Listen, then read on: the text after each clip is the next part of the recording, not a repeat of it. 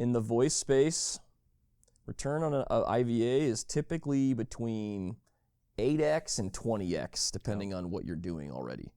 In the SMS, let's just call it outbound notification space, I typically see ROIs from a virtual agent handling these types of things, almost 20 to 50x sometimes, just to start with, because it's such a commoditized price now with some of those technologies that if you build it right and you push vendors like us to do the right thing, you'll get a really, really positive ROI. And if you add that to customer effort score to maybe NPS, like that tends to be a pretty awesome formula for how the performance and how your customers are feeling and how the return on the investment is. You'll get a good number there that you can drive your business to.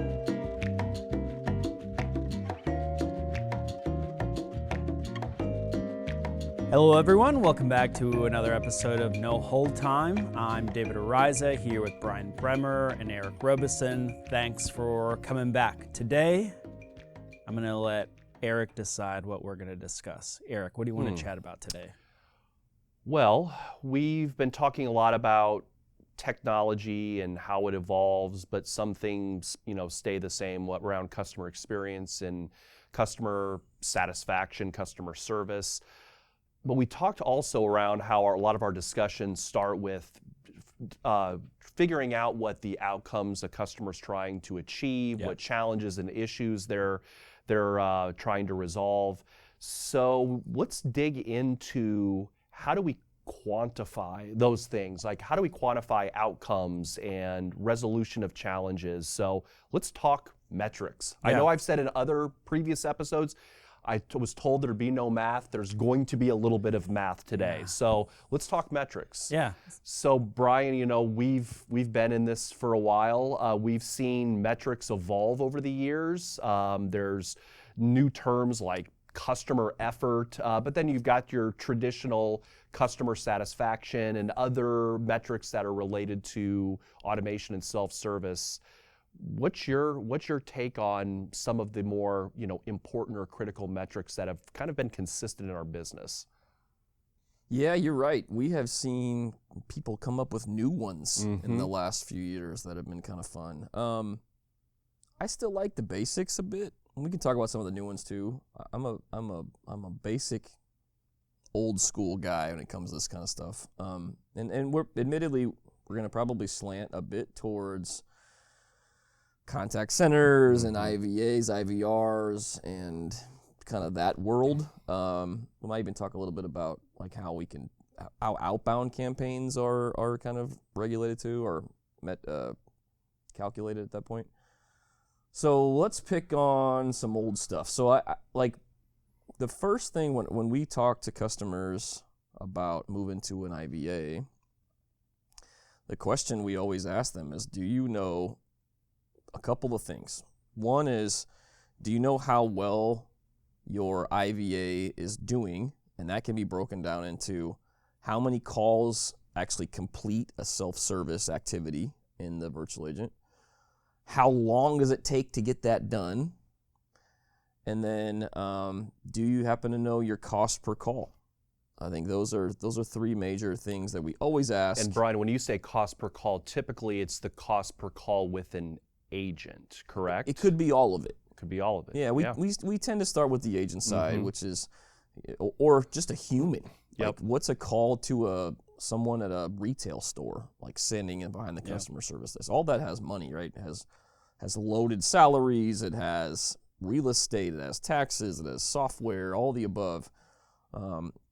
What we hear typically, just to give a stat, is somewhere between $6 a call. I've heard all the way up to $20 a call. It just depends on the specialization of it. But if you kind of boil those three things down, it will drive to an ROI, and that's a lot of what we do. So we'll talk. I think we should also talk today about some of the new stuff. Customer effort score, you called it's kind of a new one. I've heard a few other things been thrown around out there, but it's interesting because CSAT, customer satisfaction, and NPS, Net Promoter Score, we're always kind of the driver for a lot of businesses. Yeah. Mm-hmm. You're actually seeing people kind of revolt on some of that stuff, and I think we may touch on that a little bit later. But David, I'm going to ask you, like when you have customer conversations, do you talk a lot about containment rates, which we didn't talk about either? Containment rates could be just the virtual agent hangs up, or do you talk more about self-service, or is there a combo? Like where do your conversations go? Yeah, I think the most popular is probably containment, and what that means is did a caller hang up in the IVR, or did they get to an agent? That's what containment is. What I think that containment doesn't tell the whole story, right? Like what if I call an IVA and I don't get my answer and I've just been waiting for a long time and I get frustrated and don't get to an agent? So theoretically, I wasn't helped. The containment is gonna think that I didn't get to an agent, I didn't cost that company any more money. But on our end, like we want our customers to be happy and achieve the goal they're trying to accomplish in the IVA, right? So what I like maybe in combination with containment rate is like completion rate. Mm-hmm. Did a caller or a customer who interacted with us get to a point where they were able to self-serve and obtain the information they were trying to obtain, whether it's a FAQ or whatever it may, make a payment, then hang up? I think those two numbers should be combined and looked at equally, because I think whenever you make changes to the IVA, like let's say you're moving away from an IVR to an IVA, that's when a good time to look at containment rate is, right? Like you've upgraded your system, you want to make sure that not more calls are getting to your contact center. That's an easy way to look at success. But then on top of that, is the IVA functioning well, and are your customers able to self-serve? Those two numbers I think should go together. And maybe just to add to the mix there too, because you're right, it's a combination of metrics. And repeat caller is another metric that kind of goes within that mix. So to David's point, you can look at your overall containment rate. That's your calls in versus your calls out. And then the next layer of completion.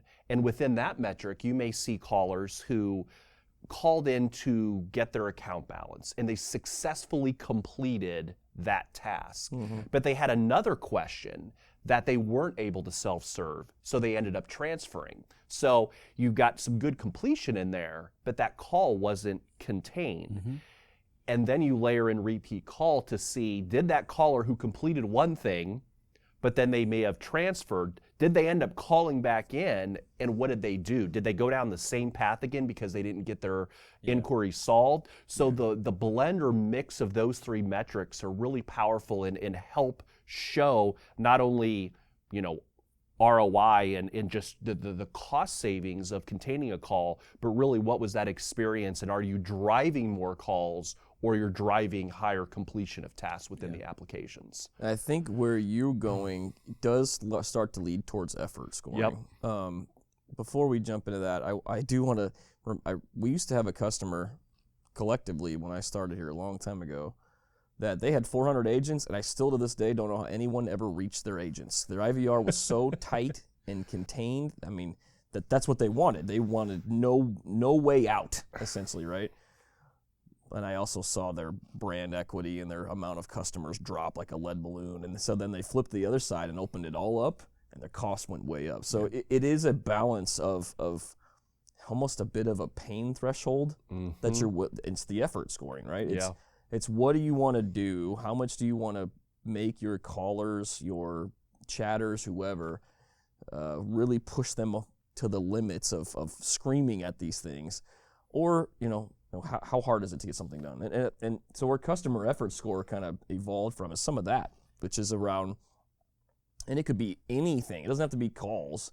It could be walking into a store and buying a Snickers. It could be any kind of customer experience situation. It could be sitting at a restaurant and how hard is the QR code to scan on the tables. Yeah. Like there is this is why I think this score kind of grew, because all of us were always looking at it in channel-specific things, but the reality is this customer experience is everything we do with a brand, and that's where that score came in. So you'll have a lot of folks pick on effort score, to your point, like, do they call back?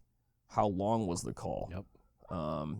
Did they walk in the door and spend 14 minutes in the retail store or 6 minutes in the retail store? And how big was the market basket? And, there's not a real single formula for customer effort score, because I really think you have to look at it in a variety of ways and then figure out what you care the most about. Yeah, and when we traditionally in the IVR, IVA space, we would do, or organizations would do, overall customer satisfaction scoring. And that would measure anything from the product to the experience with the live agent, but they would always pepper in a couple questions about the IVR. Which, did you like the IVR? And let's all be honest, most people are gonna say no. I just wanted to get, especially if they got to a live human, because that's what they were probably looking to do in the first place. Yeah.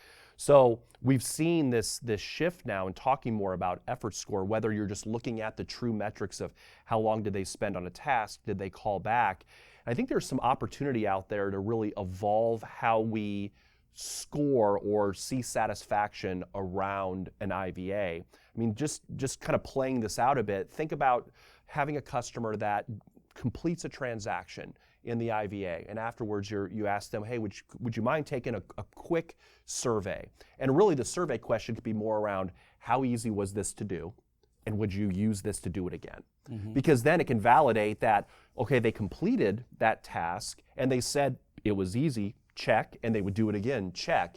And so you could compare your completion scores, your overall time in the application, along with what did the customer say about ease? So I think there's some opportunity to really evolve how we measure satisfaction using effort for IVAs.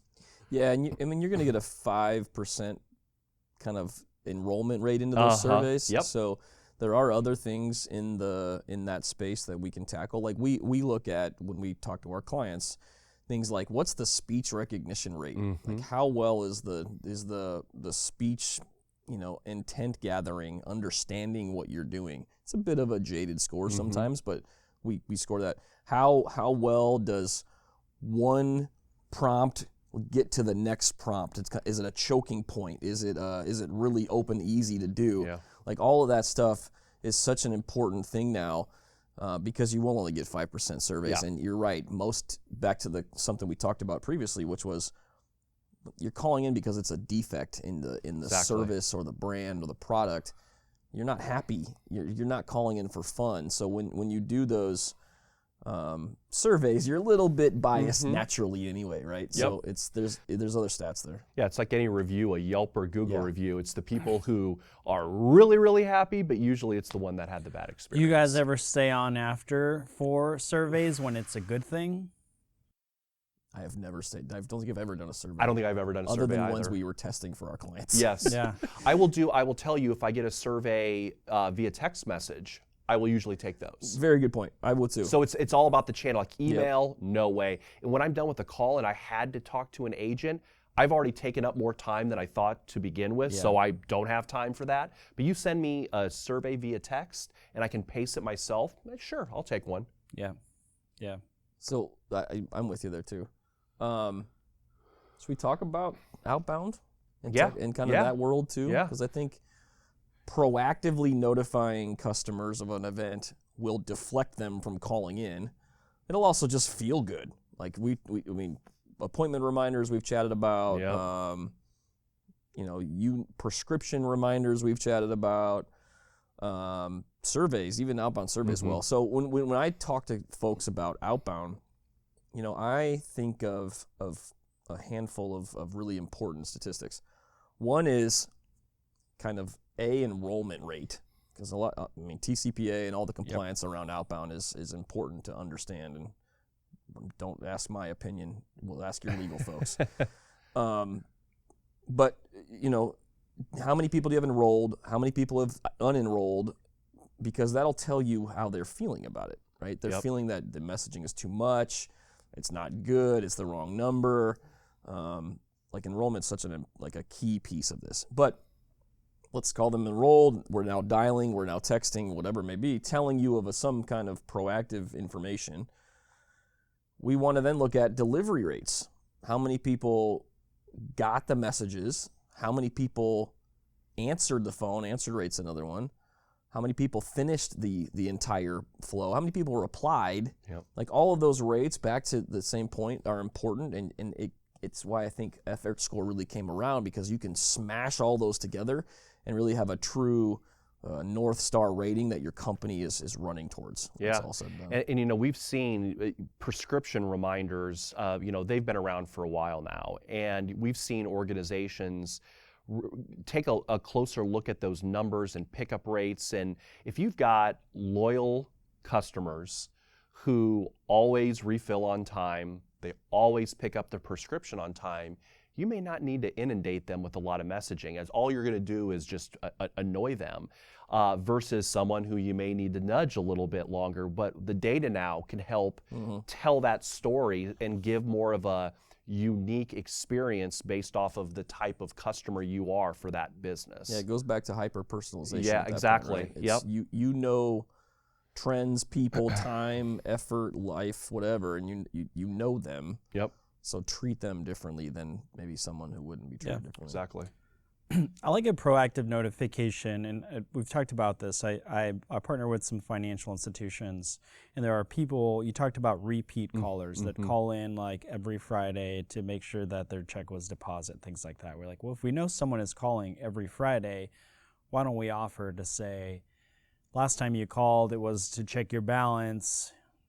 How about next Friday, I just send you an updated balance Friday morning, right? Yeah. So you send them a text message, then you've deflected something, and you made a customer even happier because you've told them that you know them, why they're calling, and they'll say, I'll get you next time. You don't have to call us. Yep. Proactive notifications have been around forever, but it still kind of amazes me how people don't use them. Yep. Brands just don't. They don't. I think the folks who got really good at it was the power and cable companies. Yes. They would tell you, hey, we know of an outage, don't call.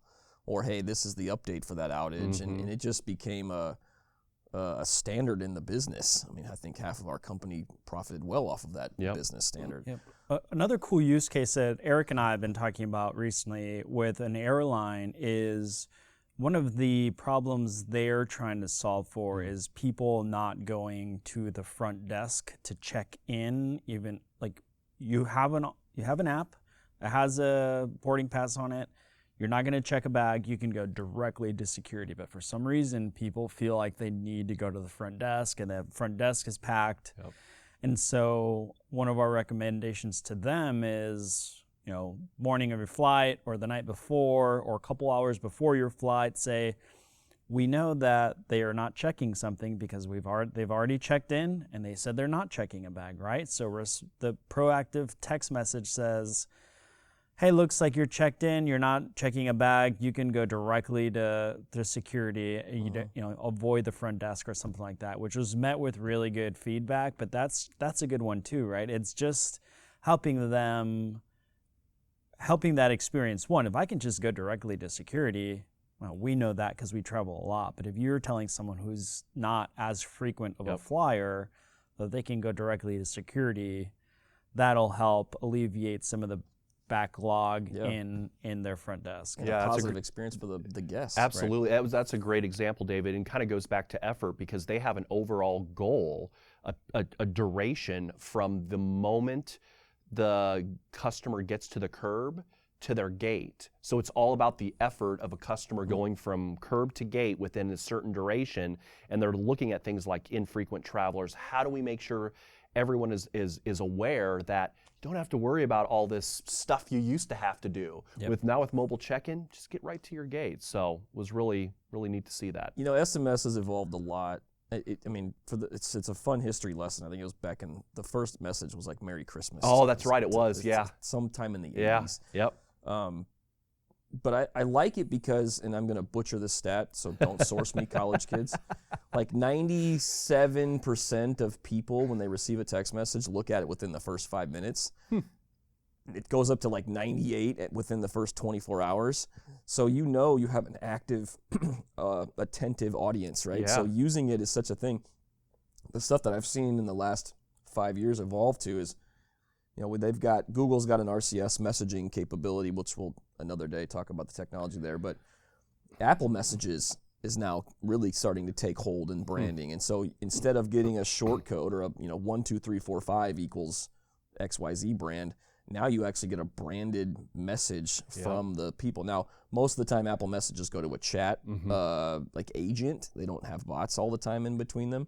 And you have to, as a human consumer, you have to initiate it. They can't just make outbound calls. But I do like the fact that it does feel branded now instead of the old way of just getting, and let's be spam and fraud. Exactly. You get a text message, a new text message from a short code or even like a long digit number. And the first thing you think about is, I don't know if this is legitimate. Yeah. Like that's how we've been trained. So being able to get something more branded, and where we see that becoming, even more of a challenge is on the voice side. You get a call. There's so many spoof numbers out there. Fortunately, there's a lot of services now that can help with authenticating and spam fraud kind of identification, and back to your point of branded call displays of retail pharmacy calling me. Oh, they're probably calling me about my prescription. I will pick this up. Yeah, and it all goes back to, delivery rate statistics. Yes. And all of this can boil down to return on your investment. Yeah. Like that's the ultimate, right? So when we talk about CX metrics, you've got effort score, you've got containment rate, you've got this, but ultimately the CFO is going to go, what's this going to cost me and what's my return on it? Yep. Yeah. And in the voice space, return on an IVA is typically between 8x and 20x, depending on what you're doing already.